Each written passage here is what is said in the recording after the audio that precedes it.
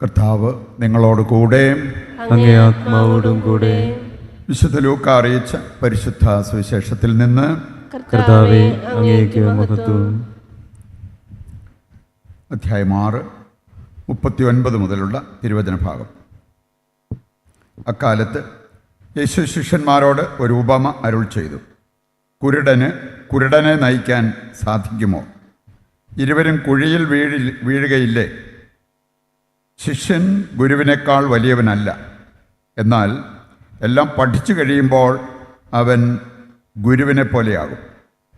നിന്റെ സഹോദരൻ്റെ കണ്ണിലെ കരട് നീ കാണുകയും സ്വന്തം കണ്ണിലെ തടിക്കഷ്ണം ഗൗനിക്കാതിരിക്കുകയും ചെയ്യുന്നതെന്ത്? സ്വന്തം കണ്ണിലെ തടിക്കഷ്ണം കാണാതിരിക്കെ, സഹോദര, നിന്റെ കണ്ണിലെ കരട് ഞാൻ എടുത്തു കളയട്ടെ എന്ന് പറയാൻ നിനക്കെങ്ങനെ കഴിയും? കപടനാട്യക്കാരാ, ആദ്യമേ നിന്റെ കണ്ണിലെ തടിക്കഷ്ണം എടുത്തു മാറ്റുക. അപ്പോൾ നിനക്ക് സഹോദരൻ്റെ കണ്ണിലെ കരടെടുത്ത് കളയാൻ കഴിയത്തക്ക വിധം നിന്റെ കാഴ്ച തെളിയും. നല്ല വൃക്ഷം ചീത്ത ഫലങ്ങൾ പുറപ്പെടുവിക്കുന്നില്ല, ചീത്ത വൃക്ഷം നല്ല ഫലങ്ങളും. ഓരോ വൃക്ഷവും ഫലം കൊണ്ട് തിരിച്ചറിയപ്പെടുന്നു. മുൾച്ചെടിയിൽ നിന്ന് അത്തിപ്പഴമോ ഞെരിഞ്ഞിലിൽ നിന്ന് മുന്തിരിപ്പഴമോ ലഭിക്കുന്നില്ലല്ലോ. നല്ല മനുഷ്യൻ തൻ്റെ ഹൃദയത്തിലെ നല്ല നിക്ഷേപത്തിൽ നിന്ന് നന്മ പുറപ്പെടുവിക്കുന്നു. ചീത്ത മനുഷ്യൻ തിന്മയിൽ നിന്ന് തിന്മ പുറപ്പെടുവിക്കുന്നു. ഹൃദയത്തിൻ്റെ നിറവിൽ നിന്നാണല്ലോ അധരം സംസാരിക്കുന്നത്. കർത്താവിൻ്റെ സുവിശേഷം. ക്രിസ്തുവേ, അങ്ങേക്ക് സ്തുതി.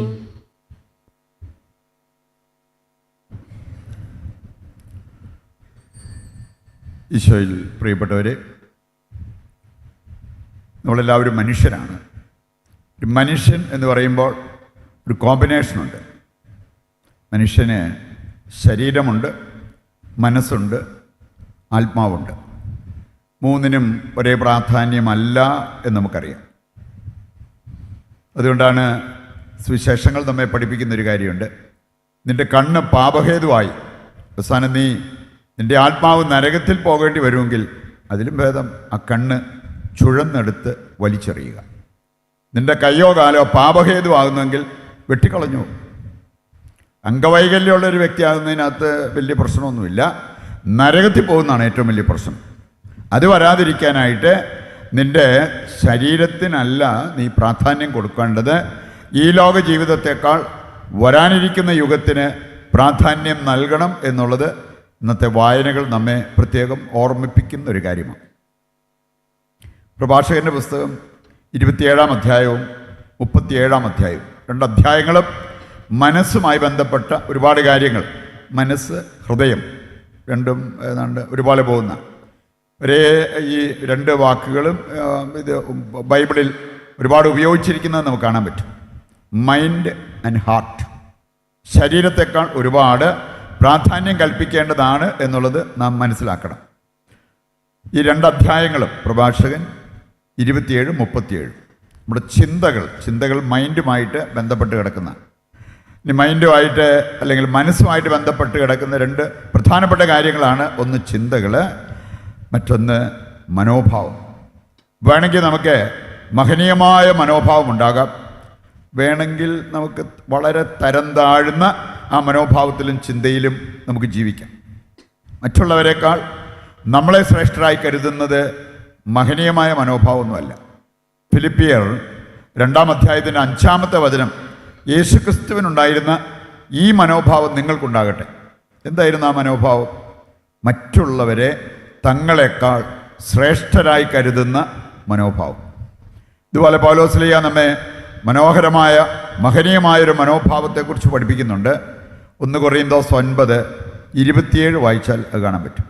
അവിടെ പറഞ്ഞിരിക്കുന്നത്, ഞാൻ എൻ്റെ കാര്യത്തിൽ സ്ട്രിക്റ്റാണ്, പക്ഷേ മറ്റുള്ളവരുടെ കാര്യം ഞാൻ അനുകമ്പാപൂർവം കാണും. സാധാരണ സംഭവിക്കാറുള്ളത്. ഇന്നത്തെ സുവിശേഷ ഭാഗത്തിൻ്റെ വെളിച്ചത്തിൽ ചിന്തിച്ചു കഴിഞ്ഞാൽ നമുക്ക് കാണാൻ സാധിക്കും. അവിടെ പറഞ്ഞിരിക്കുന്ന ഒരു കാര്യം ഇതാണ്: ഞാൻ എന്നോട് തന്നെയാണ് സ്ട്രിക്റ്റ് ആകേണ്ടത്. ഞാൻ മറ്റുള്ളവരെ വിധിക്കാതിരിക്കാൻ നോക്കണം, അവർക്ക് അവരുടേതായിട്ടുള്ള സാഹചര്യങ്ങളുണ്ടാകാം. അത് മനസ്സിലാക്കി അനുകമ്പ കാണിക്കാൻ നമ്മൾക്ക് സാധിക്കണം. നമ്മൾ സാധാരണ നമുക്കൊരു വീഴ്ച വന്നാൽ 100 കണക്കിന് ന്യായീകരണങ്ങൾ, മറ്റുള്ളവർ അവർക്ക് ന്യായമായ കാര്യങ്ങൾ പറയാനുണ്ടെങ്കിലും എനിക്കൊന്നും കേൾക്കണ്ട, നീ ഇങ്ങനെ ചെയ്തെങ്കിൽ ഇതുപോലെ ആയിരിക്കും ഞാൻ നിന്നോട് പെരുമാറാൻ പോവുക. അവിടെ എന്തെങ്കിലും അനുകമ്പയോ യേശുവിനുണ്ടായിരുന്ന മനോഭാവമോ പ്രകടമാകുന്നുണ്ടോ എന്നുള്ളത് നാം മനസ്സിലാക്കണം. നമുക്ക് പ്രധാനപ്പെട്ടത് നമ്മുടെ ജീവിതം സ്ട്രിക്റ്റായിട്ട് പിടിച്ച് സ്വർഗത്തിൽ പോകാൻ പറ്റണം. ഒരു കാര്യം പറഞ്ഞിരിക്കുന്നത്, നമ്മളാര് നരകത്തിൽ പോയാലും അതിനുത്തരവാദി നമ്മുടെ ജീവിത പങ്കാളിയോ വീട്ടുകാരോ നാട്ടുകാരോ ഒന്നുമല്ല, ഞാൻ തന്നെയാണ്. അപ്പം അതുകൊണ്ട് തന്നെ എനിക്ക് സ്വർഗത്തിൽ പോകണം എന്നുള്ള ഒരു നിശ്ചയദാർഢ്യം, അതാണ് ഓരോ ക്രിസ്ത്യാനിക്കും ഉണ്ടാകേണ്ടത്. എൻ്റെ ചുറ്റുപാടും സംഭവിക്കുന്നത് എന്തുമാകട്ടെ, എനിക്ക് സ്വർഗത്തിൽ പോകണം.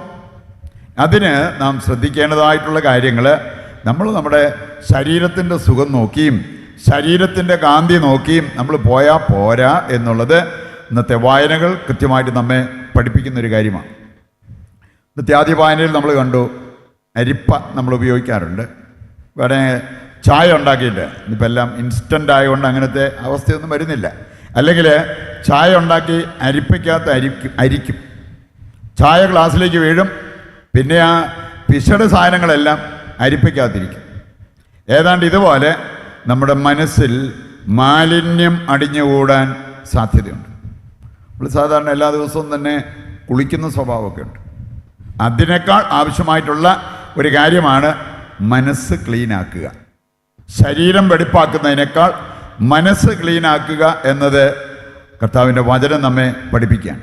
കാരണം ഈ മനസ്സിലെ മാലിന്യം അടിഞ്ഞുകൂടാനുള്ള സാധ്യതയുണ്ട്. അതുകൊണ്ട് തന്നെ മുറിവേറ്റ മനസ്സാണെങ്കിൽ സൗഖ്യം പ്രാപിക്കണം, മാലിന്യം അടിഞ്ഞുകൂടിയിരിക്കുന്ന മനസ്സാണെങ്കിൽ ശുദ്ധീകരണം നമ്മൾ പ്രാപിക്കണം എന്നുള്ളത് കർത്താവിൻ്റെ വചനം നമ്മെ ഓർമ്മിപ്പിക്കുക. ഇനി ഇതിനേറ്റവും പ്രധാനപ്പെട്ട ഒരു കാര്യം, ദൈവത്തിങ്കിലേക്ക് നമ്മൾ തിരിയുക. ജെറമ്യായുടെ പുസ്തകം 30-ാം അധ്യായം 14 പറഞ്ഞിട്ടുണ്ട്, നിന്റെ നിരവധിയായ അകൃത്യങ്ങൾ മൂലം ഞാൻ നിന്നെ മുറിവേൽപ്പിച്ചു. നമ്മുടെ തന്നെ പാപമാണെന്നതിന് കാരണം, നമ്മുടെ തന്നെ ശ്രദ്ധക്കുറവാണ് അതിന് കാരണം. പക്ഷേ കർത്താവ് പറയാണ്, നീ എൻ്റെ പക്കലേക്ക് തിരിഞ്ഞാൽ നിൻ്റെ മനസ്സിൻ്റെ മുറിവുകളെ ഞാൻ സുഖപ്പെടുത്താം. നമ്മൾ ഒരുപക്ഷെ ജീവിത പങ്കാളിയായിരിക്കാം, മറ്റുള്ളവരായിരിക്കാം, അവരുടെ സംസാരം കൊണ്ടോ പെരുമാറ്റം കൊണ്ടോ നമ്മെ മുറിപ്പെടുത്തിക്കൊണ്ടിരിക്കുന്നത്. ഒരു ദിവസം പലതവണ അത് നമ്മൾ അനുഭവിക്കുന്നുണ്ടായിരിക്കാം. അവരുടെ നേരെ മെക്കിട്ട് കയറിയിട്ട് കാര്യമൊന്നുമില്ല. നമുക്ക് കാണാൻ സാധിക്കും, റോമ 12:21 പറയുന്നത്, നന്മ കൊണ്ടേ തിന്മയെ കീഴടക്കാൻ പറ്റും. 1 പത്രോസ് 3-ാം അധ്യായം ആദ്യ വചനങ്ങൾ നമ്മളെ പഠിപ്പിക്കുന്നതാണ്, ഭാര്യമാരെ, ഭർത്താവ് നേരെ ചൊവ്വേ ജീവിക്കുന്ന വ്യക്തി അല്ലേ, ആ വ്യക്തിയെ നേടിയെടുക്കാൻ നിനക്ക് സാധിക്കുന്നത് നിൻ്റെ സംസാരം കൊണ്ടല്ല, നല്ല പെരുമാറ്റം കൊണ്ട്. വർത്തമാനം കുറച്ചിട്ട് സ്വഭാവം നന്നാക്കി പ്രാർത്ഥന കൂട്ടുകയാണെങ്കിൽ പലരെയും നമുക്ക് നേടിയെടുക്കാൻ പറ്റും എന്നുള്ളത് കർത്താവിൻ്റെ വചനം തന്നെ നമ്മെ ഓർമ്മിപ്പിക്കുന്ന ഒരു കാര്യമാണ്.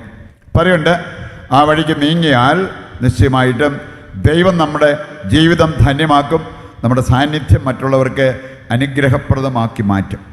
മനസ്സിന് മുറിവേറ്റ ഒരു വ്യക്തിയുടെ കൂടെ ജീവിക്കുന്നത് ദുസ്സഹമാണ്. കാരണം മുറിവേറ്റ മനസ്സുള്ളവർ അവരറിയാതെ തന്നെ മറ്റുള്ളവരെ മുറിപ്പെടുത്തിക്കൊണ്ടിരിക്കും. അതാർക്കും ഇഷ്ടമുള്ള കാര്യമല്ലല്ലോ. അതുകൊണ്ട് തന്നെ നമ്മുടെ സാന്നിധ്യം പോലും അവർക്ക് ഇഷ്ടപ്പെട്ടെന്ന് വരത്തില്ല. നമ്മളെ സംബന്ധിച്ചിടത്തോളം മുറിവ് സുഖപ്പെട്ടാൽ നമുക്ക്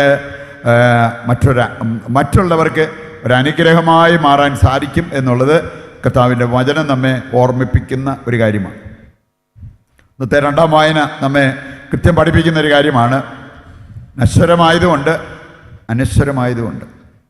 നമ്മൾ നാളെ തന്നെ സീറോ മലബാർ റീത്തിൽ കേൾക്കും, മനുഷ്യ നീ പൊടിയാകുന്നു, പൊടിയിലേക്ക് തന്നെ മടങ്ങുമെന്ന് അറിഞ്ഞുകൊള്ളുക. ലത്തീൻ റീത്തിൽ നമ്മൾ ബുധനാഴ്ചയാണ് നോമ്പ് ആരംഭിക്കുന്നത്. അന്ന് നമ്മൾ കേൾക്കും, മനുഷ്യ നീ പൊടിയാകുന്നു, പൊടിയിലേക്ക് തന്നെ മടങ്ങുമെന്ന് നീ ഓർത്തുകൊള്ളുക.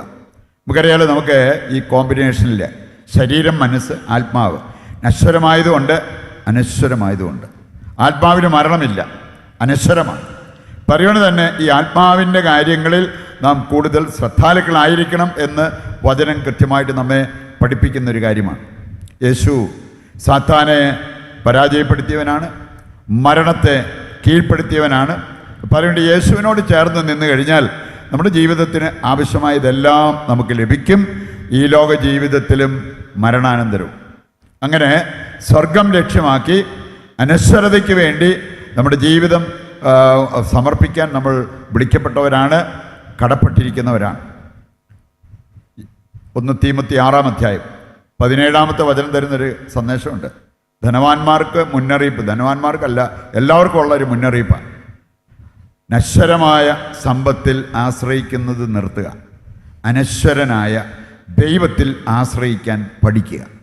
ഈ കാര്യം ചെയ്യുന്നവർ സുരക്ഷിതരാണ്. അവരെപ്പം മരിച്ചാലും എങ്ങനെ മരിച്ചാലും അവർ സുരക്ഷിതരാണ്. കാരണം അവർ കർത്താവിൽ ആശ്രയിച്ചവരാണ്.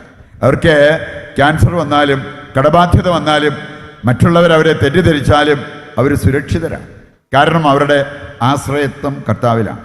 സങ്കീർത്തനം 112 7-ാമത്തെ വചനത്തിൽ സങ്കീർത്തകൻ പഠിപ്പിക്കുന്നതാണ്, ഞാൻ ദുർവാർത്ത കേട്ടാൽ പോലും കുലുങ്ങത്തില്ല, കാരണം ഞാൻ കർത്താവിൽ ആശ്രയിക്കുന്ന വ്യക്തിയാണ്. ഈ കാര്യം ഈ ഭൂമിയിൽ ചെയ്യാതെ കണ്ട് നമ്മൾ ഈ ടെൻഷൻ അടിച്ച് ചെറിയ ചെറിയ കാര്യങ്ങൾ വരുമ്പോഴേ ഡിപ്രഷനും അടിച്ച് അങ്ങനെയൊക്കെ പോകേണ്ടവരാണോ? ഒരിക്കലുമല്ല. നമുക്കതിൻ്റെ ആവശ്യം വരത്തില്ല. നമ്മൾ ദൈവത്തോട് ചേർന്ന് നിന്നാൽ എന്നുള്ളത് കർത്താവ് നമ്മെ കൃത്യം ഓർമ്മിപ്പിക്കുന്ന ഒരു കാര്യമാണ്. ഇന്നത്തെ സുവിശേഷ ഭാഗം നൽകുന്ന ആ വിലപിടിപ്പുള്ള സന്ദേശവും നമ്മുടെ ഹൃദയത്തിലേക്ക് നമുക്ക് ഏറ്റെടുക്കാം. നമുക്ക് കാണിക്കാവുന്ന ഏറ്റവും വലിയൊരു ക്രിസ്ത്യൻ ചാരിറ്റി എന്ന് പ്രൊവിൻഷ്യാലച്ചൻ സൂചിപ്പിക്കുകയുണ്ടായി, മറ്റുള്ളവരെ വിധിക്കാതിരിക്കുക. കാരണം നമുക്കറിയില്ല മറ്റുള്ളവരുടെ സാഹചര്യം. ഞാൻ ചിലപ്പോൾ ധ്യാനത്തിനിടയ്ക്കാണെങ്കിലും ഓർത്തിട്ടുണ്ട്, എല്ലാവരും എഴുന്നേറ്റ് നിൽക്കുമ്പോൾ ഇവൻ മാത്രം തന്നെ ഇങ്ങനെ ഇരിക്കണേ. ഒരുപക്ഷെ മദ്യപിച്ചിട്ടുണ്ടാകാം, അതല്ലെങ്കിൽ അലസനായിരിക്കാം. പിന്നീടാണ് മനസ്സിലാകുന്നത് പുള്ളിയുടെ കാല് തളർന്നു പോയതാണ്. ആ പുള്ളിയെ മനസ്സിലാക്കാതെ കണ്ട് അവിടെ നിന്ന് എന്തെങ്കിലും പറഞ്ഞാൽ എങ്ങനെ ഇരിക്കും എന്ന് പറഞ്ഞ പോലെ നമ്മൾ തന്നെ പിന്നീട് പരിതപിക്കേണ്ടി വരും, നമുക്ക് ലജ്ജിക്കേണ്ടി വരും അങ്ങനെ ഒരു കാര്യം പറഞ്ഞതിൽ. മറ്റുള്ളവരുടെ സാഹചര്യം നമുക്കറിയില്ല. മദർ തെരേസ സൂചിപ്പിച്ചൊരു കാര്യമുണ്ട്, നിന്നെ അറിയാതെ മനസ്സിലാക്കാതെ ആരെങ്കിലും നിന്നെക്കുറിച്ച് സംസാരിച്ചാൽ നീ അത് എടുക്കേണ്ടത് പട്ടി കുരച്ചതുപോലെ.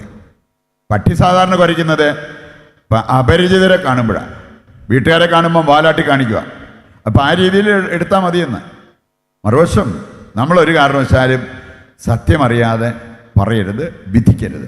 മത്തായി 7-ാം അധ്യായത്തിൻ്റെ ആദ്യ വചനങ്ങൾ, വിധിക്കപ്പെടാതിരിക്കാൻ നീ വിധിക്കരുത് എന്ന് കൃത്യമായിട്ട് കർത്താവ് നമ്മെ ഓർമ്മിപ്പിക്കുന്ന ഒരു കാര്യമാണ്. അപ്പം അതുകൊണ്ട് തന്നെ മറ്റുള്ളവരോട് നമുക്ക് കരുണ കാണിക്കാൻ സാധിച്ചു കഴിഞ്ഞാൽ കാരുണ്യപൂർവകമായ ഒരു വിധി നമുക്കുണ്ടാകും എന്നുള്ളത് യാക്കോബ് 2:13 വലിയ സന്ദേശമാണ്. ഇതെല്ലാം വചനത്തിൽ നമ്മൾ കാണുന്ന കാര്യങ്ങളല്ലേ. അതൊക്കെ മനസ്സിലാക്കി അതൊക്കെ പഠിച്ച് അതനുസരിച്ച് നമ്മുടെ ജീവിതത്തിൽ മുമ്പോട്ട് പോകുന്നെങ്കിൽ മറ്റുള്ളവരോട് കരുണ കാണിക്കാൻ നമുക്ക് സാധിക്കും.